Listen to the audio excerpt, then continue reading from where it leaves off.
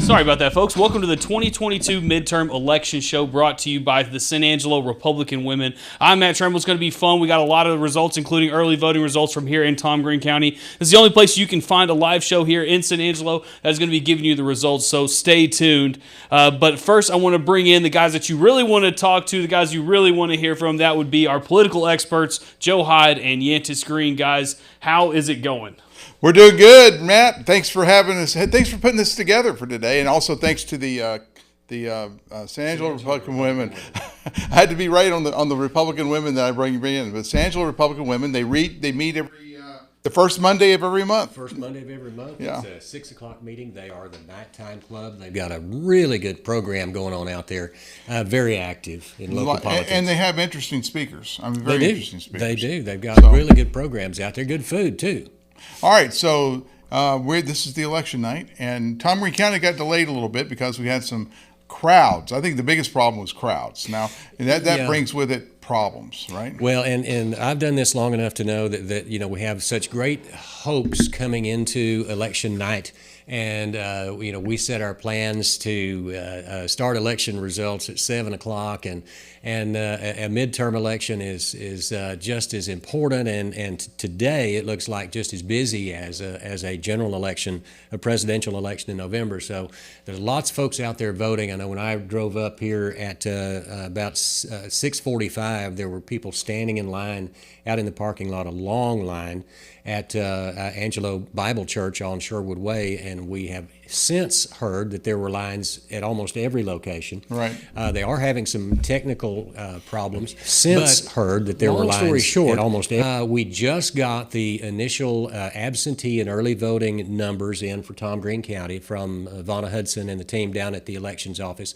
I know they're very busy and they've got a lot to deal with, but we could go ahead and get to results we can start wrapping now. on them. We can start wrapping on them. You know, the big things that we're looking for right now, of course, we have a kind of a sort of contested race for county judge with the write-in candidacy of Gary Jenkins against Lane Carter, who was the Republican nominee. Yep. There was no Democrat that dared run in that race. And no Libertarians, no Green Party, or undeclared. Well, no, we have one undeclared. Pastor Jenkins said he is a conservative independent. Yes. So anyway, the other one is inside the city of San Angelo. We had the election for whether or not to turn the city of San Angelo government via ordinance into a sanctuary city for the unborn, which is a controversial thing that's happening. But it's I mean, if you see what happened last night, Roswell City Council voted 7-1 to make Roswell, New Mexico, a sanctuary city. You have Lubbock; they passed this ballot initiative last year, and Abilene is having the same type of thing we're having right now. And I saw a little blurb on that earlier. So what we're San Angelo is just part of that trend, and the activists that are for this are targeting now Tier 3 cities. I call Tier 3, Tier 1 would be like Dallas or Houston. Tier 3 is something like San Angelo. So anyway, let's go right into the results. Matt Trammell, do we have any? We do have a few results here. Let's go ahead and pull them up, guys. I just want to let you guys know that don't forget this show is brought to you by the San Angelo Republican Women. So give them a call or go see them today. Joe, we're going to go ahead and start with the one that everybody's been talking about. It's been going on for months now. It is the race for the Texas governor seat. Why don't you guys take it away? And of course, Fox News already called this race for Governor Abbott. Here locally, it looks like everyone loves Governor Abbott. What is that, 59%? Pretty solid showing for him. He's been to San Angelo several times. One of the things that I know the Republican, talking to the Abbott's team, that they were worried about was the places like the Energy Corridor and Williamson County and Tarrant County, all kind of turning purple. And so they're looking at these magnificent 7 cities out here in West Texas. That's San Angelo, Abilene, Wichita Falls, Midland, Odessa, Lubbock, and Amarillo to make up for those votes. Well, he definitely made up for some of the votes in the early voting, at least 300 of them. Well, and that trend will probably continue for Abbott in Tom Green County. 59%, 60% to 40% is that's a good showing for O'Rourke. But he came here a lot. He did come and here a lot. Worked hard. He did. And he is a very dynamic speaker on the he trail. is. He's very charismatic, and he knows how to project his message very well. So he had a good showing here, but this is still a red county in the red half of the state, and it turned out for Abbott. Generally speaking, I've been doing this for 10 years. Generally speaking, the early voting numbers, once we get the early voting numbers, we only have the absentee numbers right now, the mail-in votes. Just 2.5%. It says early in absentee, I believe. Yeah. Most of the numbers when we were entering this in earlier were all mail-in. Or those are mail-in, Yeah. okay. But the early voting and plus the absentee generally does not change.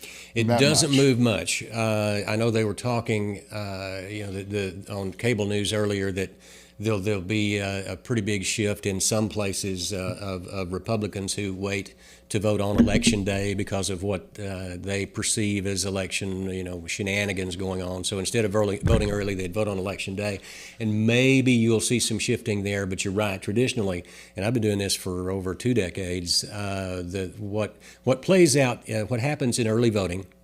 Generally plays out throughout the election. The percentages won't change much, and the outcomes rarely change. All right, Tram, let's go on to the next race. Yeah, that's what I was going to say. Moving on to our next one, guys. It is going to be the race for the lieutenant governor of Texas. Now, we know that this guy is the one who really deals all the cards here in Texas, making all decisions with the legislators. Yeah, So the governor doesn't do anything, right? Yeah, he does, but you know what I mean. So this is what we're looking like so far. It's Dan Patrick versus Mike Collier and Shanna Steele. Look like Dan Patrick's up 56 to 42%. Guys, any surprises by these numbers right here? Trump carried this county by 72 points. So what this shows you is that, Mike Collier came into town. He's interviewed on our show before. So this shows you between Beto and Mike Collier coming to San Angelo, they got some votes. Well, and I think that campaigning is shifting. Certainly, social media has a large part to do with how candidates get their message out. And Mike Collier and the Democrats were just pounding away for the last 9, 10, 12 months getting their message out on social media. So they didn't have to actually come out here to the San Angelo and the other of the Magnificent Seven to make an impact. And you can see that Collier did 42% of the vote. Of the early voting or absentee ballots anyway, had a pretty good showing. Had a pretty good showing here in a pretty solid red county. Well, let's keep going, Matt Trammell. Ken Paxton, Rochelle Garza, and Mark Ash. This is for Attorney General of Texas. Now, this race is close all over the state. I think right before we went on the air, I was looking, and it actually, statewide, Garza is actually up, but here in Tom Green County, 55 to 43%. Guys, this is a talking point for a bunch of people, this Attorney General race. Ken Paxton's had some stuff go on. So what are you guys thinking when it comes to this one? Well, first of all, Ken Paxton is the Republican. He's the incumbent. He's been the embattled incumbent since 2016. Since he was elected. Since he was elected. I mean, he's got charges that are still pending against him up there in McKinney.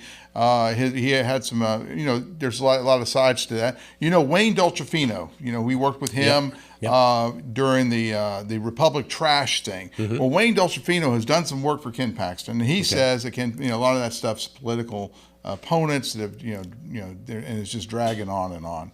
It's inner Republican wrangling, is what he said. Well, and I would add to that Paxton became a target of the Democrats. Mm-hmm. When they saw some unease and unhappiness with part of the Republican establishment there in Austin. So they picked up on that, and they really have focused on this race, on Ken Paxton, and it shows because their candidate, even in Tom Green County, had a pretty decent showing. But statewide, I think it'll be close. I think this may be the closest one of all the statewide races. But I think he's gonna be all right. The other thing about Ken Paxton, remember Texas filed that lawsuit against Pennsylvania in the Supreme Court. Mm-hmm. That was Ken Paxton that did that. That is the ultimate act of election denial is to file a lawsuit on behalf of all citizens of Texas against Pennsylvania in the Supreme Court, saying that the Pennsylvania vote basically diluted all the votes in Texas for Donald Trump. So he's got extra scorn on him from the radical left. Well, and that's not unique to Ken Paxton. You know, when Greg Abbott was the Attorney General, and when John Cornyn was Right. the Attorney General, you could talk to them, and they would tell you, paraphrasing here, that part of their job as the Attorney General of Texas, when there was a Democrat in the White House, was to sue the Democrat in the White House. Sue the Democrat in the White House. And that's he what the sues them Attorney over- General of Texas does. He sues the president and the administration The administration. almost monthly. Yes. There's something new. We get Yeah. a press release, or he'll add himself onto a lawsuit involving some big culture war issue. And Paxton has been very, very tough and very, very active in doing that sort of thing. So he's at least from the as an incumbent, he's doing the job even as under fire as he is. He's And then certainly remember, his being very active. entire staff quit, turned on him this Yeah, past term. yeah, this has not been easy. He has had a lot of turmoil, Mm-hmm. and it's amazing the Democrats can't field. It's amazing the Republican challenger can't go in there and beat him. Well, he's also endorsed by Donald Trump. Right, And right. he's got sort of a Trump-esque way about him. He rubs people the wrong way, but he's effective. Right. All right. Matt Tramble next. That was Attorney General. Ken Paxton's winning in Tom Green County. Where did Tramble go? He's working on the next He's one. working on the next one. We're go. getting him in as fast as we can. Absolutely, we are. And this time we're going to move to the Texas Comptroller. Glenn Hagar versus Jeanette Dunning and Alonzo Echeverria Garza. That's pretty close. Yeah. Glenn Hagar took 58 to 40%. So running away with this one here in Tom Green County. Guys, your thoughts? Glenn Hagar is the Republican. He is right now the incumbent. He's done a great job. Obviously, the cash flow into the coffers of Texas have been very good. He knew how to harness or harvest all that COVID money. Our rainy day fund is, gigantic. It's going to solve a lot of problems this next legislative session. The voters are rewarding him. I think from now on, from these levels, from Texas Comptroller down at the statewide level, you're going to see 50% versus 30-something% on the Democrats because of that.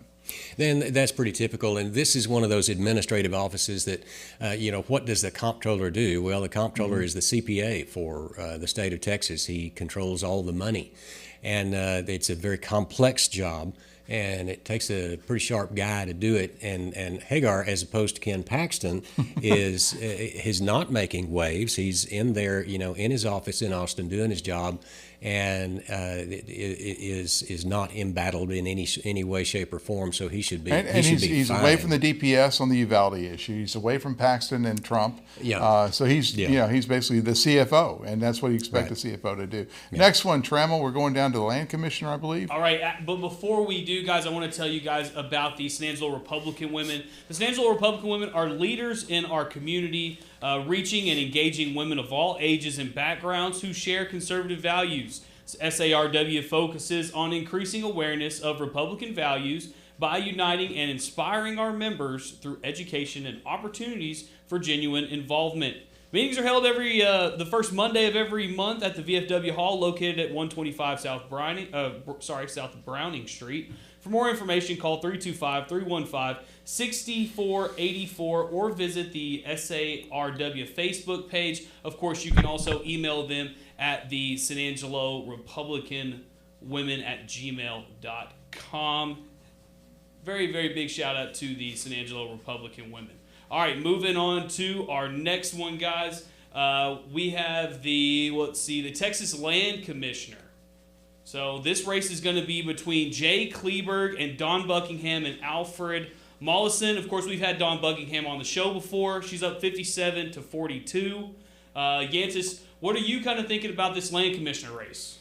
Well, this one is an open seat because George P. Bush left that position to run for Attorney General and was not successful in the primary, and that left that office open, the Texas Land Commissioner.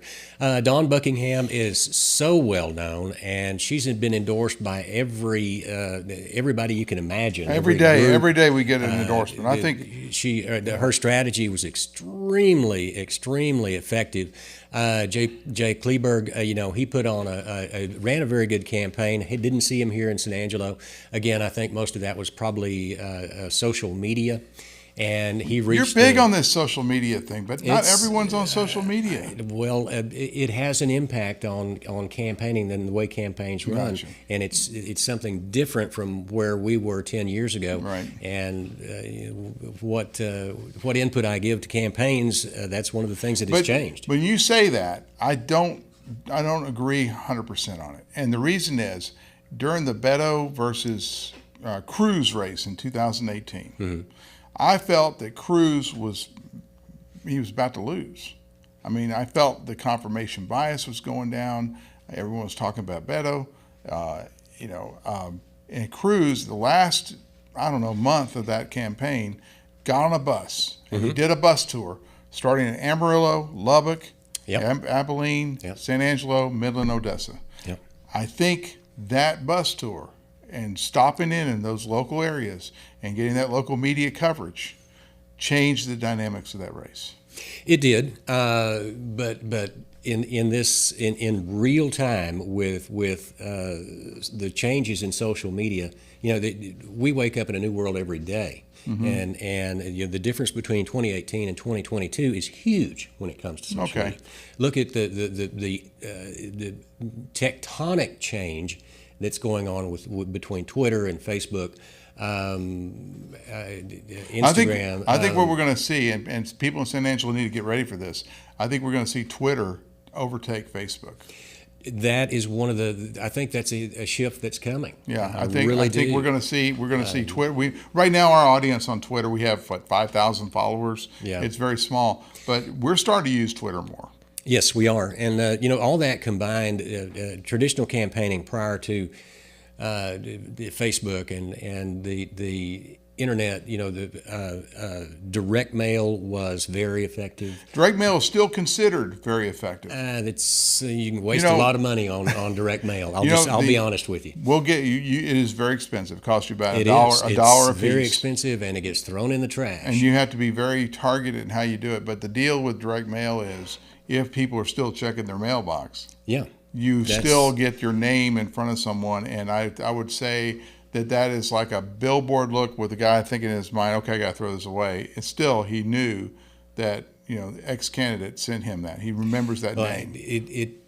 Again, in 10 years ago, it was very effective. Mm-hmm. And now I think it is maybe still in the top 10 ways to reach people.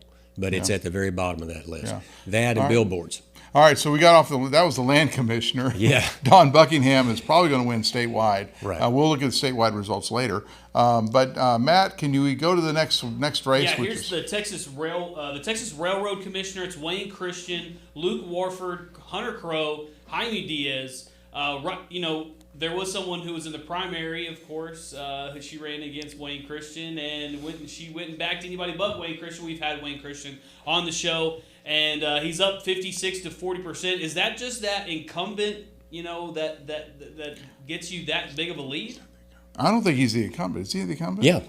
Wayne is the railroad he is the incumbent. Okay, Wayne Commission. He is the Republican incumbent there. Yeah, and again, those are local numbers, so you're going to see the solid numbers for any incumbent Republican.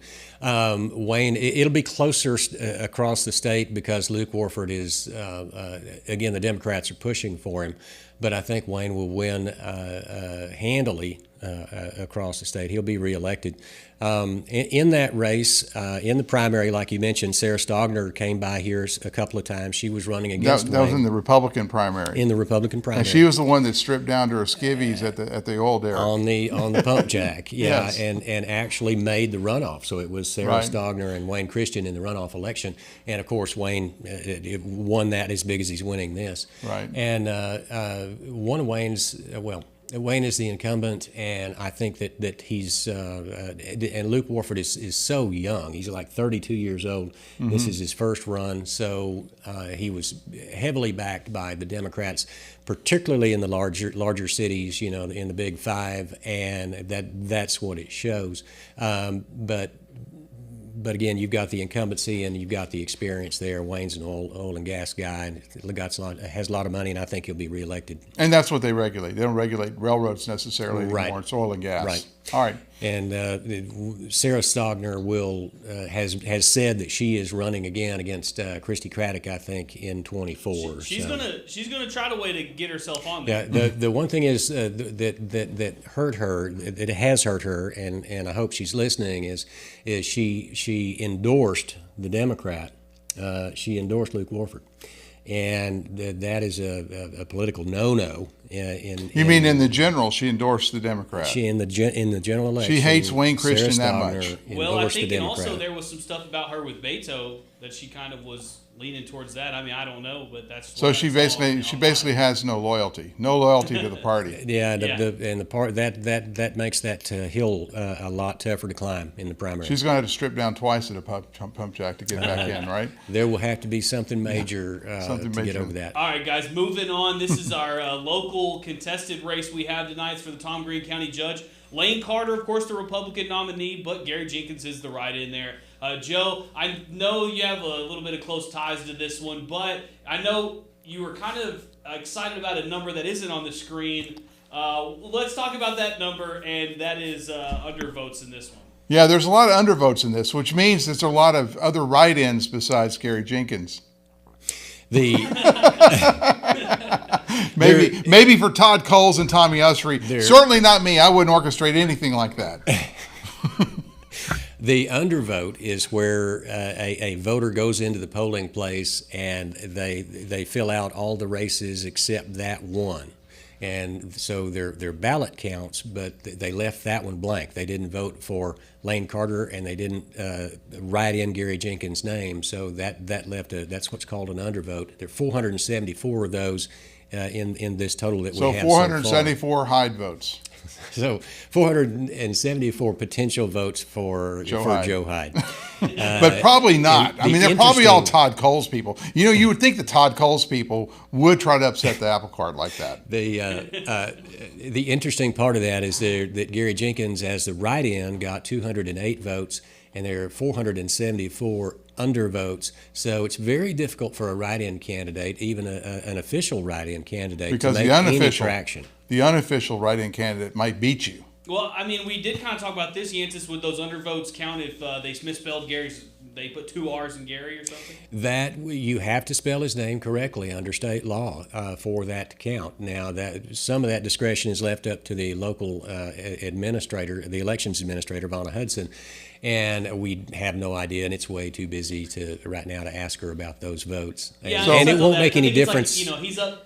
Lane has 80% of the vote. Yeah, it won't make any difference in the outcome of the election anyway. So what you're saying is that it's Lane Carter won, but in second place could have been me. Well, second place was undervotes. Undervotes.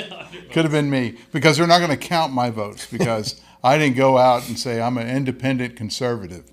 Which I should have done, because that's just short-circuiting the whole thing. I could have got Democrats to vote for me. I could have gone over there and said, you know what? You're so right about all this January 6th stuff, right? I could have just done that under the radar. I could have got the Democrats on my side. I could have won this thing. Yeah.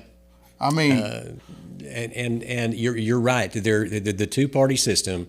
You have to declare, and that's one thing that Gary declined to do when there were 4 you guys in the race, or 5. Yeah. And he decided to go a different route, and he didn't go as a party nominee for the Democrat Party either.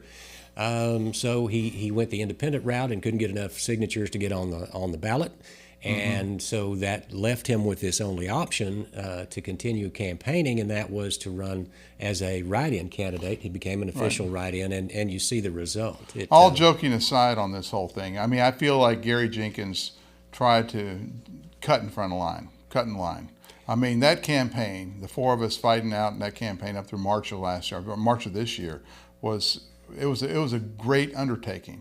And here's a guy who's going to skip that and then run in and try to be in the prime time.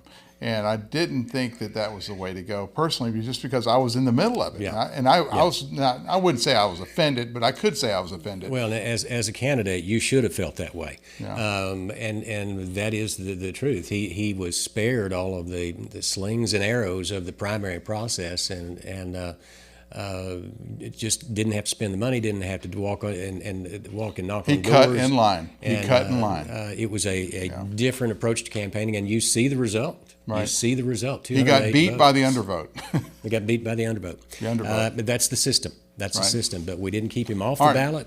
He wasn't. He was allowed to do what he thought was right and campaign the way he thought that was supposed to go. And this is the result. Congratulations, Lane Carter. You won. We're going to call the race for Lane Yeah, Carter. We'll I call think the we race can. Yeah, I for think Lane that's, Carter. that one's definitely fair to And- say. Moving on, though, there is another thing on the ballot that we want to talk about that is local, and that is, of course, the ordinance to make the city of San Angelo a sanctuary city for the unborn.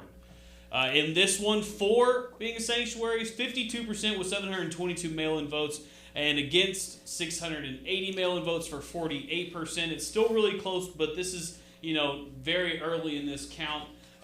Guys, do you see this number staying where it's at? I know, Yantis, we were kind of talking before. You think maybe it's going to grow? What are you guys thinking about the spread right here? I think there's only 42 votes there. We're talking mail-in ballots, which is mostly people over 65. There's no early votings in there. Counted in there. There's no election day votes counted. There's too early to call.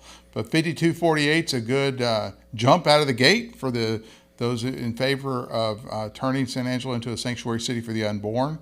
It could continue. It could not continue. One of the things, Yantis, that I saw during the March 1st primary was that Todd Coles actually won the early vote. He won the absentee and the early vote by 43 votes. Remember that? Yeah, I saw that. Yeah.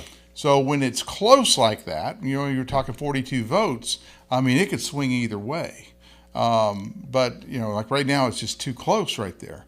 And what got Carter over the top was the votes on Election Day. Yeah, and I would couch it that way in that who votes on Election Day? Who voted early? What is the typical voter that voted early, and who's going to show up on Election Day? And this was such a polarizing issue that a lot of I do believe that people that were against this thing, this sanctuary city for the unborn, were motivated and got out and voted early.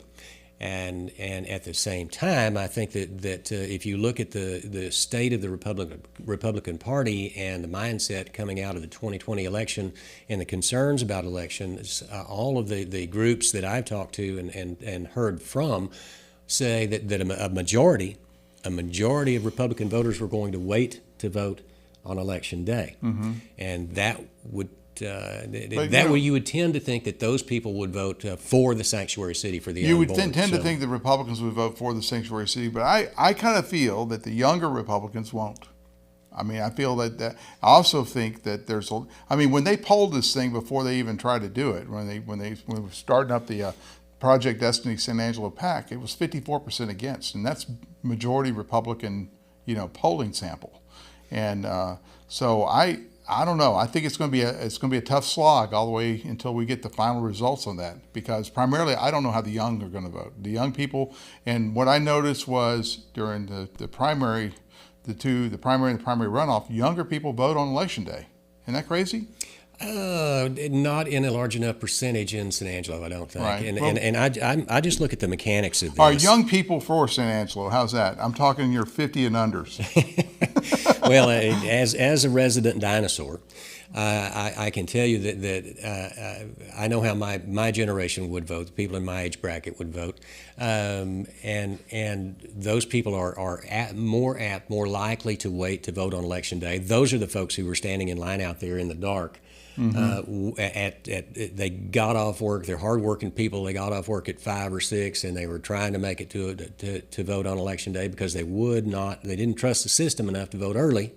Right. So they were voting on Election Day, and I think that you're going to have that block of those types of voters, Republican voters, who are very passionate about casting their vote and willing to stand in line and that are voting today. And I think that you will see that gap of votes for the sanctuary city. I think it will grow in that direction.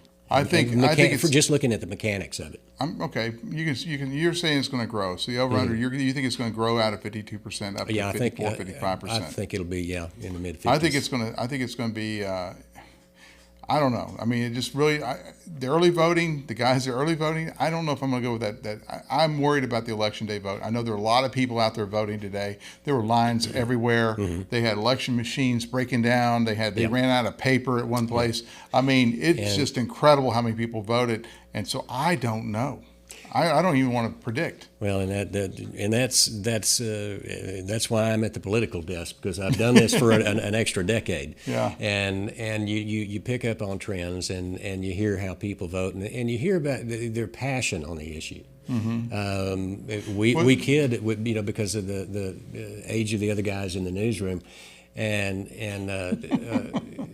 they're plugged into that younger vote, and they get excited about an issue, and they say we're going to go vote. It's on Snappy Chat. Yeah, on the Snapchat. Yeah, and they get all excited. TikTok, San Angelo Live TikTok. And it's a lot like the Beto thing. He had a lot of people excited. Enthusiasm. Back in July, right. and that enthusiasm was there, and they were like, but yeah, yay. On the Sanctuary City issue, there was no enthusiasm on the anti-side. It was just a bunch of crazy people.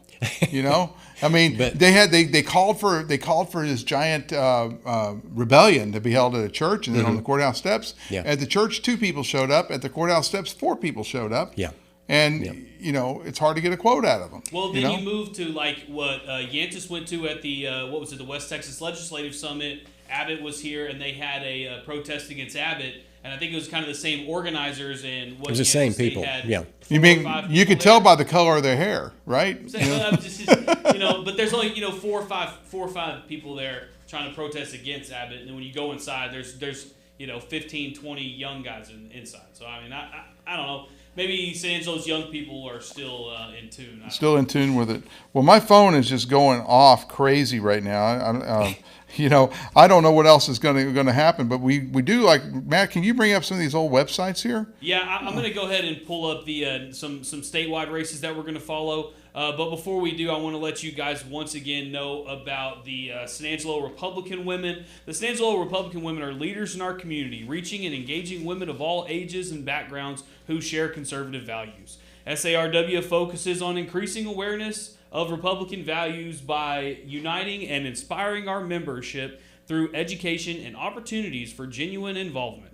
Meetings are held the first Monday of each month at the VFW Hall located at 125 South Browning Street. For more information, call 325-315-6484 or visit SARW's Facebook page. You can also email them at sanangelorepublicanwomen@gmail.com. Now, before you go, I have some breaking news. Okay.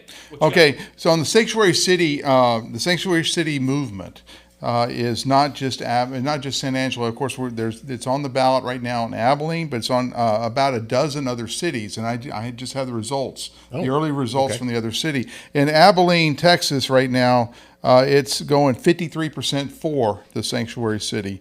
In Arnold, Nebraska, I'm gonna hold my phone up a little better here. Arnold, Nebraska, the results aren't in yet. Looking at Athens, Texas. Where's Athens? That's East Texas. East Texas, 59% for. Brady, Nebraska, you're looking at 57% for. 2 other towns in Nebraska, Curtis and Hershey. When I was flying B-52s, you'd fly over Nebraska, and if you ever got lost, you find a town, you fly real close to it, and you read on the grain elevator what the name of the town was. But anyway, that's back before GPS, ladies and gentlemen. But anyway, that's Hershey, Nebraska.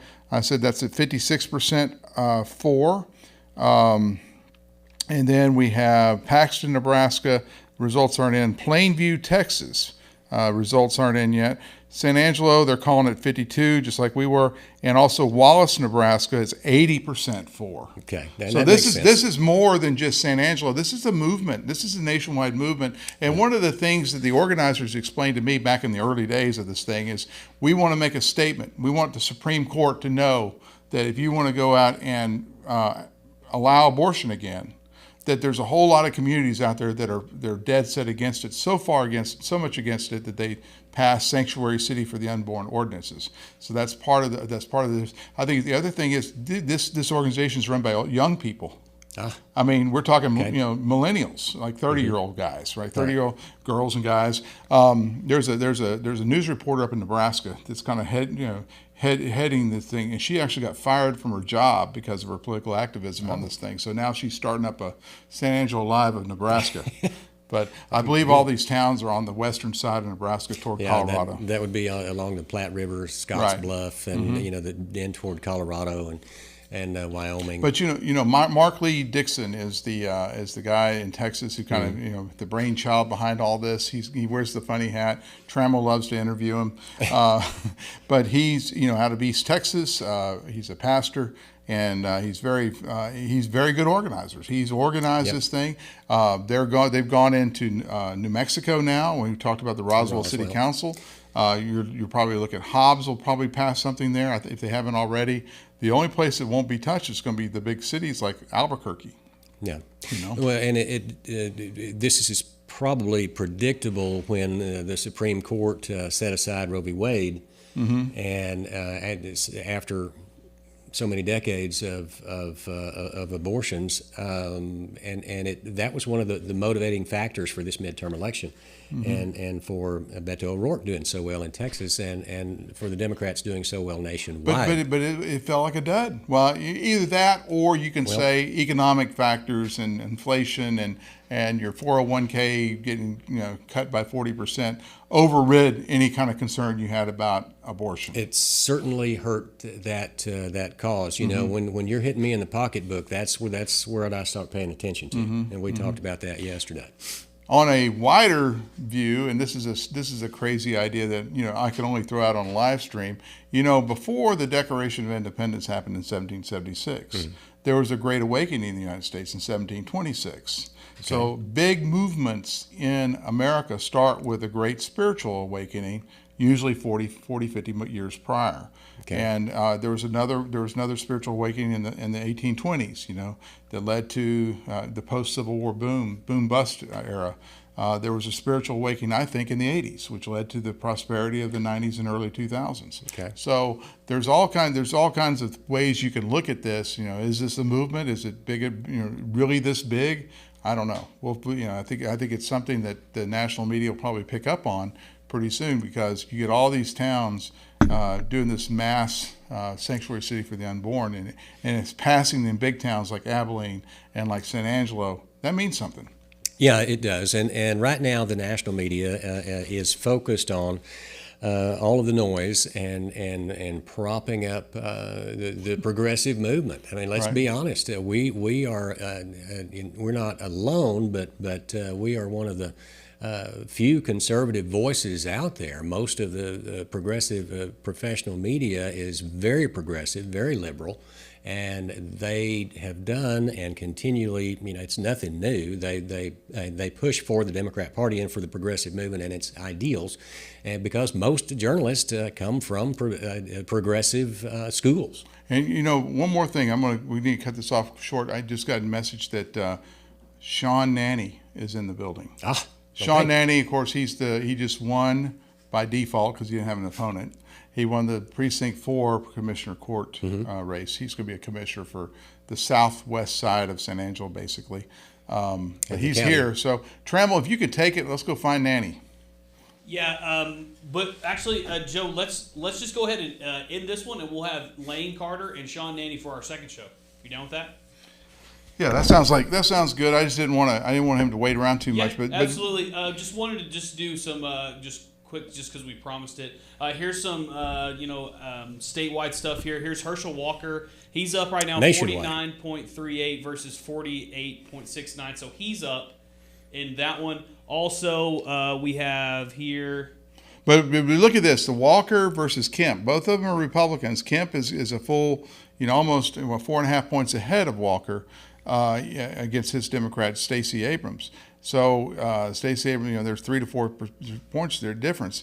That's because of all the mudslinging that Walker had to go through. And I thought if Walker wins this thing, that defines the wave, because he was a terrible candidate, Well, and again, it's he's a newbie. This is his first political run, and he was bound to make some missteps. And again, he was a target. The Democrat Party, the Democrat machine, targeted that race. Right. And so he had everything thrown at him, including the kitchen sink and everything he ever did wrong for his entire life. And he's a football star. He's been in the limelight all his life. life, you know. But Yeah. I want Speaking to. of another guy who had the limelight in his the whole time, here we go. Dr. Oz. Dr. Oz. Dr. Oz, 47% are in right now, and he's down 51 to 46%. You see any hope that Dr. Oz can maybe pull this out? I know that some of those red counties haven't really been brought in yet, but what are y'all thinking about this race? If you roll over the counties, I think it'll bring how much, what percentage of the votes? Well, 60%. Yeah, it looks like 60% are in for most places. So, I mean, we're 47 and a half total. So there's still some stuff going on there. Yeah, I just don't believe that. You know, I mean, Fetterman can't even speak. I can't believe that they would elect a guy like that. Again, this is the Democrat machine, and Mail-in votes. Their message was Fetterman is the sitting lieutenant governor. He's a known commodity to the Democrats there in Pennsylvania, and they're going to vote for the guy.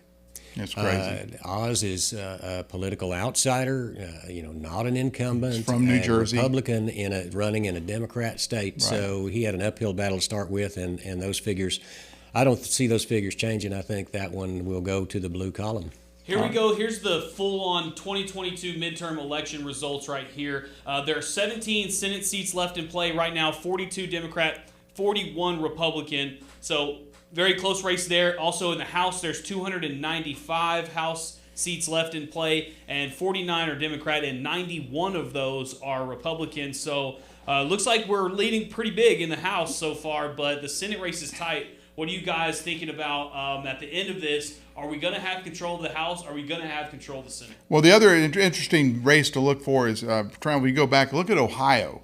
Ohio has J.D. Vance, wrote the book, The Requiem for the Common Man, or whatever. What was that book called? Yeah. I mean, he's a really smart guy. Mm-hmm. And I watched the debate. I thought he sounded good and looked good. But how is Ohio doing? Can you pull up those results there, Yeah, Matt? I'm looking for it right now. All right. While we're looking for that. Here we go. I got it right you got it. here. All right. It is... There we go. Right now, 54% in Vance's favor. So it looks like he has that one with 70%. So that's close to being called. Yeah, I would say at 54%, that's pretty good for an incumbent. I think that one is going to go. Vance is going to win that one. That would be I would call that one right now. Yeah, polls are closed 70% in, and he's up 9 points. Yeah, the other two races that we don't know the answers to yet because the polls probably haven't closed or just closed would be Nevada and Arizona. Right? Mm-hmm. And of course, everyone. I don't know if you've seen Carrie Lake, the candidate, the Republican candidate for governor of Arizona. I mean, she is a bad A. You know what I mean? She's a fighter. She's a fighter, she's a scrapper, and she fights the media. She says, "Why aren't you reporting the news?" I'm like, I love it. Well, and earlier on today, when she cast her ballot, she is questioning the process. And as a matter of fact, I think that she is already sued the state. Mm-hmm. Over the election results, and they're not even in yet. So. Well, she has a legal team around her. That's what I've been told. She has a very talented legal team around her. And I saw some tweets from some of the people on that legal team today talking about that lawsuit. And she's going to make sure that they don't rig the elections against her.